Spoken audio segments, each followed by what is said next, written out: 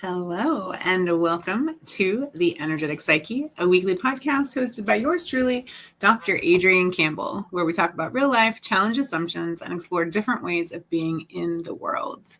For this week's episode, I will be defining what a personal practice is, how you can cultivate the perfect one for you, and why they matter. So thank you so much for joining me. I appreciate your presence as always. And I want to start us out tonight by just taking a couple nice deep breaths. So bear with me. If this isn't something that you normally do, try it out. You may enjoy it, but it's really quite simple. If you're driving and listening to this, please don't close your eyes. If you're in a safe location, I invite you to either close your eyes or lower your gaze, just finding yourself in a position that is what comfortable might be for you in this moment. And we're just going to take a couple nice deep breaths together. Okay. So taking a breath in through the nose, expanding the belly, expanding the lungs, and just letting that body fill up with beautiful air as deep as is comfortable for you. And then allowing your body to exhale and not letting that air leave the body, the chest falling, the belly falling. Another nice deep inhale, breathing in through the nose, filling up the belly, filling up the chest. And on the exhale, breathing out through the mouth and just releasing whatever you want to let go of today, anything at all. And one more nice, big, deep breath, expanding the belly, the chest, really filling yourself up with air and exhaling through the mouth and just letting it all go. Whatever you are no longer wanting to be holding for today. All right. And then once you get those 3 breaths out, releasing any control over your breathing and just returning to the natural breath. All right. I hope you enjoyed that. Couple seconds. So breathing is something that will come up later tonight as we chat. But really, the whole point of a personal practice is finding the things that work for you and doing them over and over in order to increase your own wellness, right? But I'm getting ahead of myself here. So what is a personal practice? Well, you'll hear people talk about having a meditation practice or a yoga practice or a wellness practice or a fitness practice, blah, blah, blah, blah, blah, blah, blah. So tonight, I'm just going to talk about kind of combining all the things that work and making your own personal practice. So personal practice is basically different things, or maybe even just one thing that you do repeatedly on whatever basis fits for you, in a way that supports your own well-being, okay? Sometimes we do it to focus on a specific goal, something we want to achieve. Other times it really is like just to help us get through the day and feel healthier. Sometimes it's to help heal something that might be going on with us. Either way, wherever you're pointing your personal practice, I really do believe at the end of the day, it's just about you and your well-being and what helps you have an easier time of life. I believe that personal practice should be something that supports you and helps you feel supported. And the coolest thing about it is that you get to cultivate it. You get to create it into a way that creates that support that you need, not the support that other people tell you you might need or that the world is saying, this is for you. So as I go through the different elements of a personal practice, the different ways that you can do things to support that practice, the different tools that you could use, etc. I invite you to just be curious and think about, is this something that I would like to do on a regular basis? Is this something that I'm interested in? And if it's something you've never heard of, or that sounds a little, weird or funky, but maybe gives you a little moment, try it out. You never know what you may be interested in, or take a note and do some reading about it and find out some more. Because really, again, this is your personal practice. This isn't for the world. It isn't for your friends or your family, your kids, or anything like that. This is literally just for you. All right. So please allow yourself to be in a space that lets you think about what is meaningful to you. Okay. All right. So here we go. Personal practice, like I said, things that we repeat. On whatever basis you get to decide, but I'd say, something we do repeatedly that supports our well-being. elements of a private practice or a personal practice. This is where things can get kind of cool. And, you know, I invited you to be curious already, and now I'm going to invite you to allow flexibility into your life too. Some people really like rigidity in their personal practice, and that's totally cool, man. If that's what you need to feel supported, go for that. Especially when it comes to practices that support like or include exercise or diet and things of that nature. People like a little rigidity in there, but you can include flexibility as well. And even with practices that include fitness or diet, what I would invite you to consider is looking at flexibility around, is this working for me or not? Just like building a check-in into your practice. You know, I'd say try everything for about 3 weeks and then just be like, how is this impacting me? How am I feeling? And then go from there.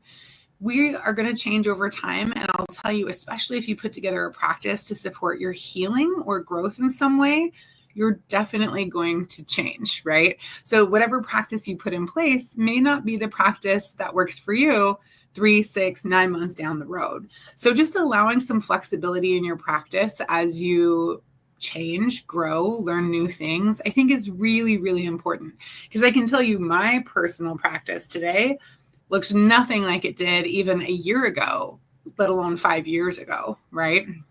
So just allowing some flexibility in there is really important. So a few different elements of a personal practice that I am going to walk us through. I think I got about 10 or 11 things listed here, and I'll chat a little bit about each of them. If something strikes your fancy, do some Googling, go on Pinterest, look it up, because this is just the tip of the iceberg, folks. You can also like take different classes on things, and then as teachers share things, there might be one nugget that you were like, oh, I really like that, and take that into your practice. For example, I learned a hand mudra, which is essentially like different ways to shape and move your hands in yoga. I learned it from a great yoga teacher. She's actually president of the board for Veterans Yoga Project, Deb. And I have incorporated that into my personal practice because I just love the way it makes me feel, right? So you can go to different classes and pick stuff up and add things willy-nilly here and there as well. Let yourself be open to what makes you feel good and what makes you feel supported. Okay. So even as I talk about these next few things, know that you don't have to do all of them. You don't have to do any of them, and you can take elements of them. You can do whatever you want. Okay. These are just suggestions. So one of the first ones is journaling. And if you've been to any of my classes, you know what I'm going to say next is that journaling is not just writing words down in a book. Okay. You can journal with literally just words, no sentences. You can write them upside down. You can write them big. You can write them small. You can write them in colors. You don't have to use words at all. You could literally take a page and just cover it in blue. And that could be your journaling experience, okay? You could make one of those artsy-fartsy journals where they draw in spirals, or maybe you use paints or colors or stickers or things you find out in nature. Journaling really doesn't have to be a rigid, it makes me think of like those notebooks they would make us buy in school, right? And writing, perfect penmanship. That doesn't have to be your journaling experience.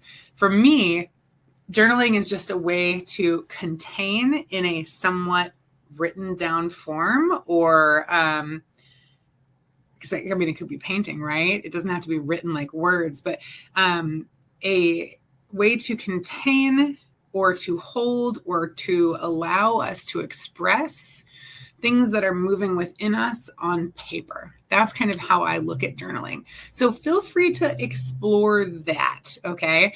And then I would also say when it comes to journaling, you're allowed to have more than one. I personally have, I think, 3 different journals at the moment for different things.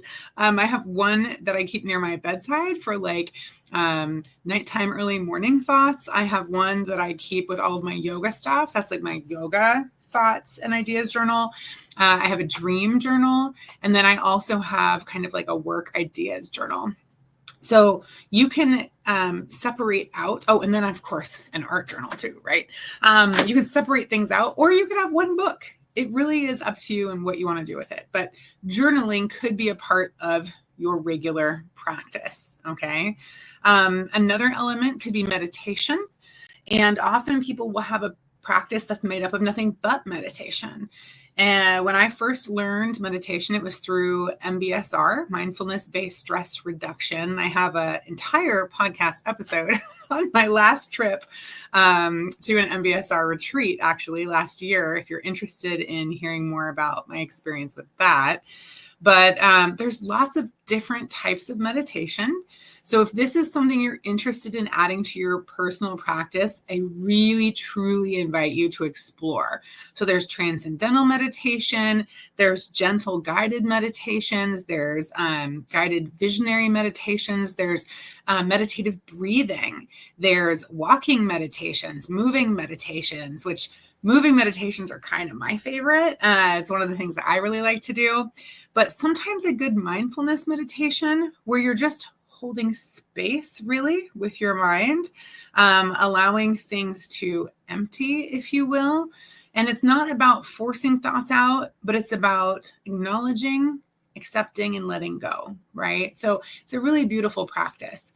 There's also meditative practices that are considered prayer or similar to prayer, I'd say, and both, like rosary beads or mala beads. Both of those include repeating mantras or prayer in a meditative form, okay? So you can add a component of meditation to your personal practice. There's also movement or yoga. Again, yoga practice, meditation practice, that's probably where you most often hear that term, practice with something that is done regularly. So everyone's yoga practice is completely unique to them, just like cultivating this personal practice. And maybe yoga is an hour of your practice and you spend 5 minutes doing something, some journaling, or maybe it's like 10 minutes of your practice. And I will say in my own personal practice, my practice is very flexible and I try to do a little bit of something every single day. Sometimes that looks like 2 hours. Sometimes that looks like 5 minutes. And I just change up what I do based on kind of where I'm at in my life at the moment and the different support that I need from my personal practice. So if yoga is a part of yours, know that it could be a 5-minute yoga practice, or maybe it's just like a mudras, when I was talking about the hand shapes that you do. Maybe it's a yoga nidra meditation that doesn't really have much movement. It's really up to you, right? But yoga can definitely be part of your personal practice. And then there's as many varieties of it in there as there is everything else. And I also mentioned movement. So yes, there's yoga, and yes, there's I hate to say that, just with air quotes, movement, right? Lots of different types of mindful movement that you can do. And I'm going to even go out there and say non-mindful. Because why does everything have to be mindful? I don't know. Maybe you just want to be a little crazy and free sometimes. And why can't that be part of your personal practice? If you noticed, this isn't titled creating a mindfulness practice. It's called creating a personal practice. Maybe that's having a dance party in the front room with your dogs, because maybe I do things like that. I don't know. And that's perfectly fine too, right? If it's something that supports your well-being, so be it. Allow it to be part of your personal practice. There is mindful movement practices out there. I'm sure you could Google it and find different videos. There's some great teachers that run some great classes. I've done stuff like that in the past, and they're a lot of fun. You can also do what's called authentic movement, which is more of a Jungian-based practice. If you can find a teacher in your area for something like that, I highly recommend it. It's one of the practices that I was a little skeptical at first, I'm not going to lie. And then once I got into it, it completely blew my mind. Authentic movement is beautiful practice. Often involves a witness, so a little difficult to do on your own. But anyways, it's another form of movement. There's also martial arts, walking, right? Just literally going for a walk. It can be movement that you add to your personal practice, stretching, rolling around, playing with a hula hoop. There's a lot of beautiful ways that you can move your body. And I really think, at least for me, why I love including movement in my personal practice is that it involves my body on a bigger scale than, say, sitting in meditation, right? And this is just for me. So you get to decide if that is important to you as well and how that might show up in your practice. So movement. So far we've talked about journaling, meditation, yoga, and movement. Okay. Other things you can add to a personal practice include dream work. So maybe you spend 5, 10, 15 minutes each morning just writing down your dreams. Or I'll say not even writing down, but journaling, right? So maybe you do artwork around your dreams. Maybe all you remember from your dream is the image of a tree. And so you draw that tree and that's it. And that's perfect. It's exactly as it should be, right? So doing dream work, spending some time going over or thinking about your dreams, allowing yourself to continue to be in that space as you wake up a little bit. And then maybe later in the day, you go back and do some more work with them. If you're not really sure what I'm talking about when I'm saying dream work, it's kind of a Jungian term, dream analysis. And I do have a book on Amazon called The Dreamer's Companion. The first part is all about dream work and dream analysis. And then the second, the next 2/3 are blank pages for you to dream journal in. But that could be a part of your personal practice as well, as just doing some dream work and connecting to your unconscious mind. It's a beautiful way to be present with yourself. And then there's also affirmations. I mentioned mantra earlier, which is kind of a repeated statement you make over and over. You can use mala beads or do it on your own. Affirmations are similar, but a little bit different. They usually have a positive connotation to them. They're usually attached to goals or things that we're trying to help ourselves come to grips with facing, or a new belief that we're bringing in, or a habit we're trying to reaffirm. One of the affirmations I'm working with right now that I just found the other day, and I'm so in love with it, is the more I relax, the more I receive. Crazy. So for me, this is very hard to swallow, even though I totally believe it to be true. Like I do. My cultural conditioning is like, yeah, sure, Adrian. So I've made this part of my personal practice recently. And it's just something that I tell myself, multiple times today. The more I relax, the more I receive. The more I relax, the more I receive. And you can even take affirmations, positives. These are usually, like I said, positive statements. You can write them on Post-it notes. You can put them on your mirrors. You can put them in your car. You can get stickers made with certain sayings and put those in different places. So they're really just lovely phrases or sayings typically that support where you're trying to go, or something that you're trying to hone in a more fulfilled or fully believed belief, if that makes sense. Now, those very technical terms there. Please give me some grace. So anyways, affirmations, okay? You can also add energy work as a way to cultivate your personal practice. And when I say energy work, as a Reiki master, of course, I'm going to say Reiki, right? Use Reiki. But if you're not a Reiki master, or you're not a Reiki practitioner, and you don't have Reiki, or you don't have access to Reiki, there are other ways to access energy. It doesn't have to be Reiki. I know, blasphemy, right? But we're all born with the ability to process and channel energy. We are. It's just not at the same frequency as Reiki. Reiki's a little bit higher. And so if you want to do energy work without Reiki, you're just going to be working mostly with your own, but you can definitely pray to source, ask for source energy to come down and help you with whatever you're working on. And, it's really just about intention and moving your intention out into the world, and that will shift the energy around you. Okay. So when we're talking about energy work, it can be, with your affirmations, your mantra.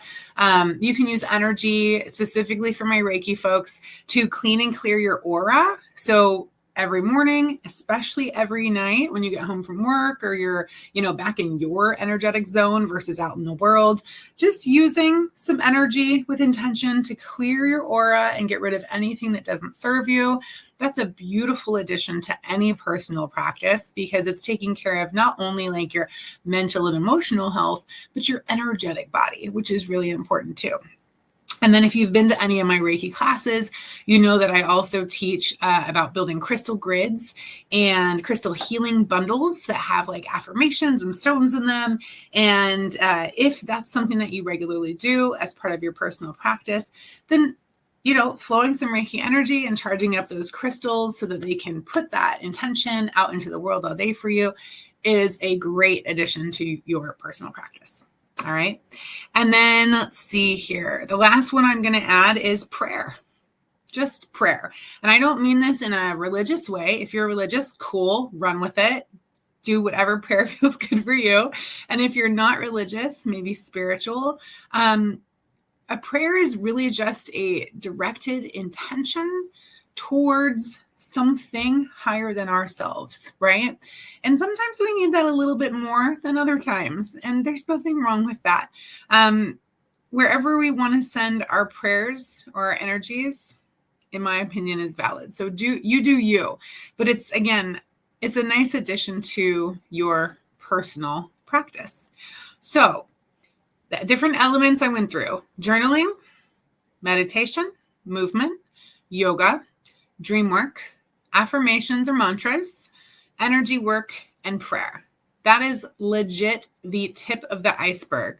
Oh my gosh, one more. It's not written down, but I just thought of it. Music. I talked about dancing, right? Maybe with your dogs in the living room. I don't know. Maybe I know something about that. But also playing music, listening to music, moving with music in whatever way, shape, or form that looks like. Okay.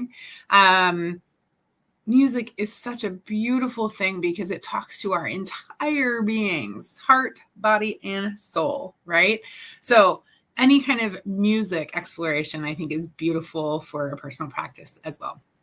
All right, so there's some different elements. And again, be curious, take classes, explore stuff, do some Googling, go to Pinterest, and just try some things out. See what you like, see what you don't. Remember, there's not really a right way to do it as far as I'm concerned. If you're doing it in a way that you feel supported, then you're doing it right, at least according to me, Dr. Adrian Campbell. All right. Now, the next question people usually ask when it comes to a personal practice is, how often should you do it? A lot of people, like I mentioned earlier, can get pretty rigid about their practices. And sometimes that is helpful if we're trying to create specific change and we're putting together a practice that supports creating that change, right? Then you probably want to do it every single day. Also, I mentioned that new affirmation that I'm working with. I repeat it to myself multiple times a day, and it's not a set time. I don't have like my phone timer on or anything like that, but you can. I've had clients that decided that was the best way for them to remember to repeat an affirmation or to do a certain element of their practice. So you can put reminders in your phone and do it multiple times a day. Or for me, it's anytime I start feeling like, oh, I got to get this done, or I got to, rush. I go, the more I relax, the more I receive. So I just, I use that trigger moment to be like, oh, no, I'm going to use my affirmation now. So you can do things in a flexible and loose way. I also mentioned in my practice, it changes every day, kind of depending on how I feel and what I want to do, because there's not really anything too specific I'm driving towards right now. But I will say in the past, years and years and years ago, I was very ill, and I was really working on cultivating a better relationship with my body. And so I did have a personal practice that was the exact same every single day for probably 6 to 7 months. And it was really supportive for me at that time.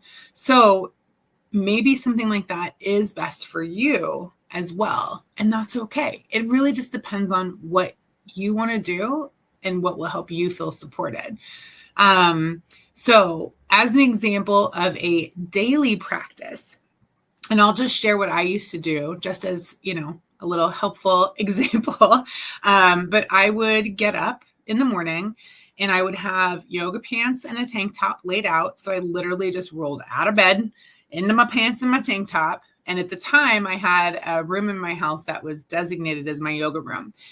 This is no longer the case, and you do not need a yoga room, okay? We'll talk about supportive elements in a moment. But at the time, I was blessed with that. So I walked into my yoga room where I had my mat laid out, my blocks laid out, and my bolster. And I would do a 20-minute yoga practice. It started with a practice that I found online. It's with Yoga with Adrian, not this Adrian, different Adrian, but she's fantastic. She has a lot of really beautiful classes.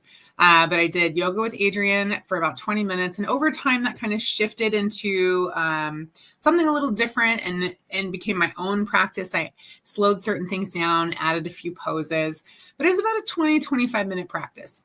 And then when I was done with the yoga practice, I would sit on my bolster so that I was more comfortable for meditation. I would do about 10 minutes of mindfulness meditation. Then I would do the hand mudras that I shared earlier that I learned from Deb, fantastic yoga teacher and president of Veterans Yoga Project. So I would do my hand mudras. Then I would do some Reiki, and I would just flow Reiki, and I would spend about 10 minutes doing that. And I would just put my hands wherever I felt that they needed to be in that moment. And then at the time I had a little altar, and we'll talk more about how to create an altar in a minute, but I would go and I would charge my Reiki crystal grid. And I usually had 2 to 3 different healing bags, which is basically a crystal and an affirmation in a little mesh bag. And I usually would have them set up for different people that I cared about. And so I would just do a little prayer and a little bit of Reiki on each of those bags to charge that crystal so that the crystal would just keep giving that beautiful healing energy out to that person all day. And then I would give a moment of gratitude, say thank you, and then go on my way.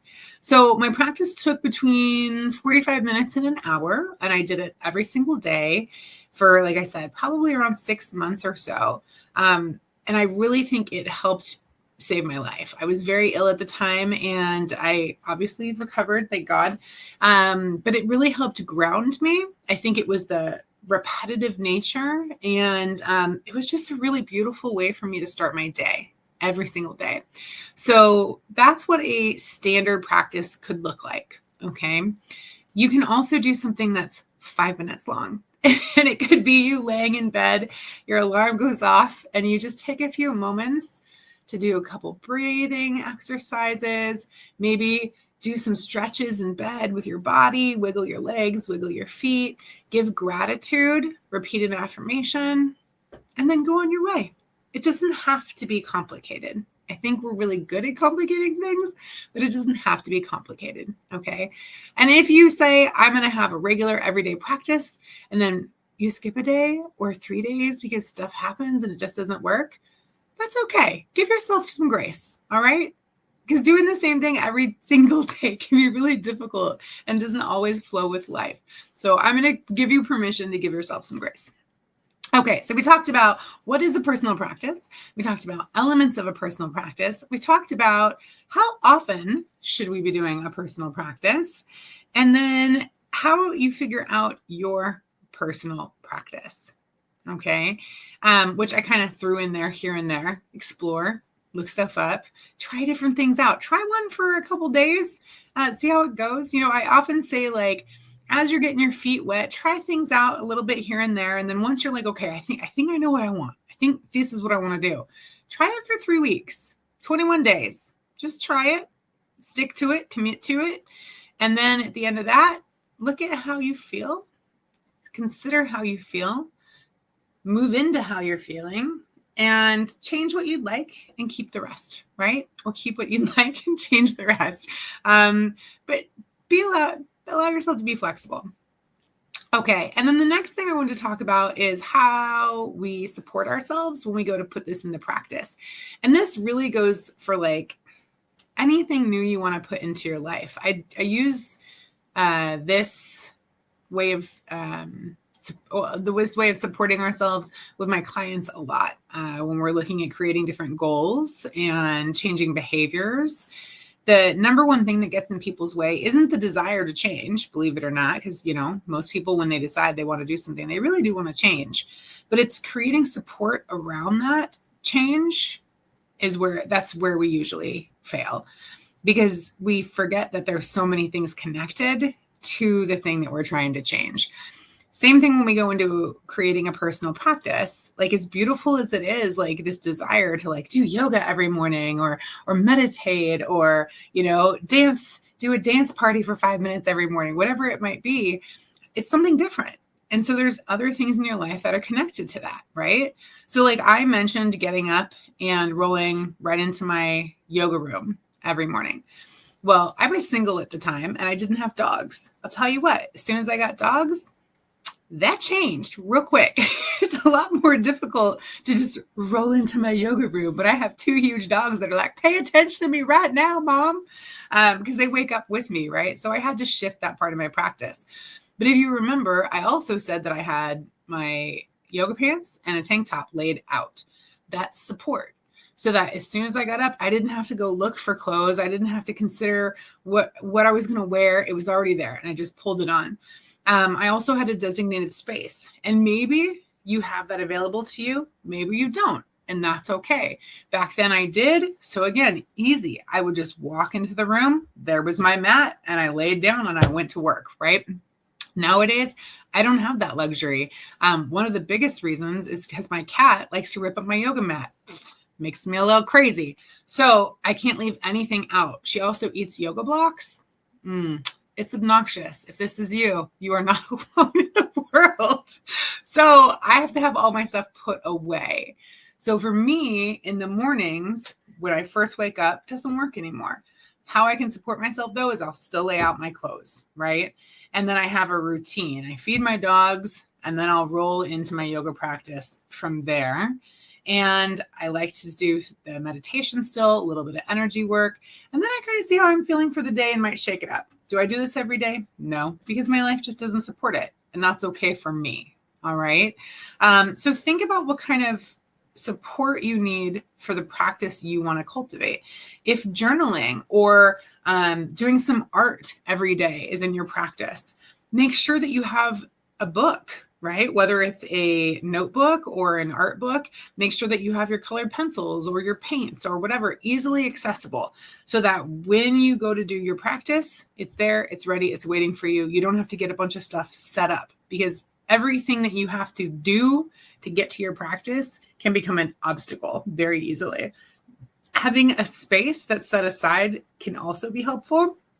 Now, maybe you don't have a room, but like you might have a corner or a cubby, or maybe you move something off to the side and then you have space. But just making it identifiable, or I can't think of the word. We'll call this perimenopause brain tonight. But basically where you say like it's a pre-selected area that this is where I do my practice. Okay. You can also create an altar, and altars can be as fancy or as low key as you want. Mine have typically not been fancy because that's kind of how I roll. So my most recent altar was my family coffee table from my grandparents from like the 40s, 30s or 40s, I think. It's just a little one, but it's pretty and it's carved. But it has water rings in it and stuff. It's not fancy, but I had it at the foot of where I did my yoga. And now my altar is, I said the table is most recent. That was my most recent, like in a certain space altar. Now my altar kind of shifts and moves to the top of different cabinets and bookcases I have in my office, depending on what I have going on and where things are at the time. So you can be more or less fancy. I've seen people have them hanging on the walls, like a bookshelf or shelves hanging on the walls. And other people have like created a huge, gorgeous altar in like the corner of one of their rooms or against an entire wall that has photos of all their past family members and, gathered things from nature, plants and rocks and things like that. You can literally create whatever you want. An altar is just a space to kind of bring together the energy of your personal practice. And it can be helpful to keep the things there that support your practice. Like I mentioned, my crystal grids and my healing bags, drawing from cards. So angel cards or art cards that have affirmations and guidance. I would usually have those on my altar, just close to where I would do my meditation and yoga, so that I can just easily roll right into that next step in my practice. Okay. Okay. And then also support from like your community, the people around you, your friends, etc. They don't have to like agree with everything you're doing or do it with you. Like if you're like, oh, I want to, start doing yoga, why don't you do it with me? And your sister or your friend is like, yeah, I'm not into that. Don't give up and not do it. Like this is your personal practice, right? But it is important that you surround yourself with people who aren't like, well, that's stupid. I can't believe you're doing that. Because that sucks and that's not supportive and it's just going to bring you down, right? But that's a podcast for like a whole nother day. So looking at community support, friend support, and then if you have a spouse or a partner or a roommate that you live with, letting them know what your plans are for using space. Maybe you're going to be getting up earlier, things like that. And just let them know like how you would like them to support you. Having that conversation ahead of time so that it's not you getting up at 5 a.m. and they're like, where are you going? What are you doing? So that's taken care of too. So location support, supply support, community support, and support for yourself, getting yourself amped up, ready for it. And again, giving yourself grace when you need it. All right. So that's about all I got for you for this episode. Remember that any practice you put into place is you committing to you and your future. It's all about you, right? That's what the practice is. It's all about you. I mean, yeah, okay, you can put in prayers with the community and stuff like that. But really, your personal practice is about you committing to your well-being, to you and your future. All right. So think of that. Keep that in mind as you build it, as you allow it to flex and flow into whatever it will become. And I'm excited for you. If you have any questions, feel free to put them in the comments or send me a message. All right. Thanks so much for joining me. I really appreciate you. Remember, the fourth Sunday of every month, we go live for 2 hours, me and Dr. Kaki Meller. And so I hope you will join us. We're live on Facebook, Instagram, and YouTube, fourth Sunday of every month at 7 p.m. Central Standard Time. So make sure to adjust for your time zone as appropriate. And we accept questions, comments, suggestions ahead of time. So you can always send me an email or message and I'll get back to you as soon as I can. All right. I hope you are having an awesome day, an awesome week, and that energy continues for you moving forward. Thanks so much for joining me. Take care.